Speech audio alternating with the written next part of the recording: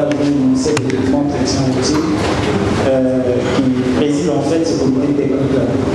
Donc nous sommes à notre 5e session et je pense qu'il y a beaucoup de points à discuter.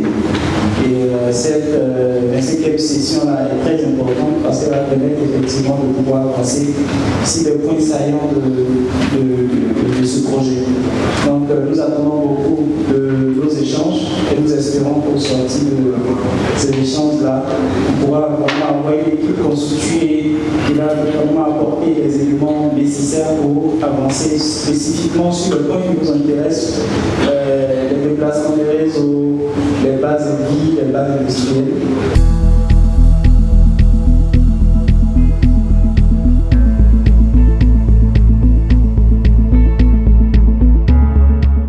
Ce qu'il faut noter, c'est que dans le compact, dans le cadre du projet ATP, il y a une sous-activité qu'on appelle Trucks Parking and Logistics Center. Là, c'est en anglais. Mais en français, c'est centre logistique pour le stationnement des camions. Et ce projet-là, il vise à trouver une solution de long terme au problème du stationnement des camions dans le port d'Abidjan et qui exacerbe un peu la congestion portuaire. Et donc cette solution-là va consister à construire une plateforme logistique qui sera assortie d'un système de rendez-vous des camions dans la zone du port. Et donc, pour la mise en œuvre du projet, MCA Côte d'Ivoire a donc recruté le groupement Accession, GID, Arteria Maroc et Arteria Côte d'Ivoire comme consultants. Ils vont, dans une première phase, faire l'étude de faisabilité de ce projet-là, puisque nous voulons l'organiser en PPP. Donc voilà la faisabilité dans le projet en PPP.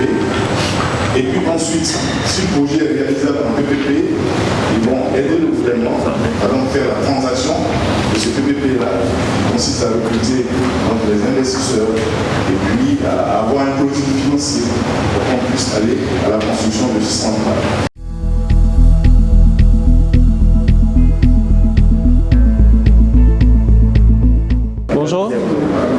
Bonjour, je suis Stéphane Isoa, je suis directeur de cabinet adjoint au ministère de l'équipement de l'entretien routier. Alors, je participe aujourd'hui au 25e CTCTR, ce qui est un encart qui est ouvert pour permettre à tous les experts qui interviennent dans le cadre de ce compact-là de pouvoir effectivement apporter les avis techniques sur les thématiques qui sont évoquées. Alors, pour nous, ce qui nous concerne essentiellement, toutes les questions liées aux infrastructures routières, donc c'est un grand projet de réhabilitation de routes pour lequel le ministre est engagé pour la réalisation effective de ce projet. Je suis Alou Kassi, directeur qualité de MCA Côte d'Ivoire. Dans le cadre de ce CTR, je fais juste une présentation sur l'assurance qualité des entités de mise en œuvre. En effet, cette problématique s'impose parce qu'il y a un accord qui a été signé et nous veillons à ce que les dispositions de l'accord soient respectées de manière stricte.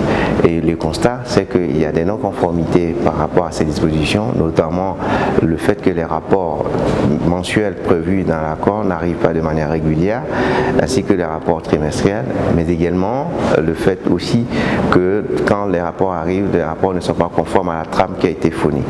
Et donc, nous avons interpellé les entités afin de corriger. Mais aussi, nous avons fait partager les conséquences du fait que ces rapports n'arrivent pas. Ça impacte sur les LOI, c'est-à-dire les efforts qu'on doit les payer. Il y a un budget de 1,8 million de dollars qui est prévu et à ce jour, nous sommes à 3,3% à 3 ans du compact. Donc nous avons attiré leur attention la nécessité de fournir de manière régulière des rapports conformes afin qu'on les paye de manière régulière afin de rehausser ce taux et pour ne pas qu'à la fin le montant qui est prévu retourne aux États-Unis. Et je pense qu'ils ont bien reçu l'appel, il y a des propositions qui ont été faites et nous allons les mettre en œuvre afin de pouvoir améliorer cet objectif.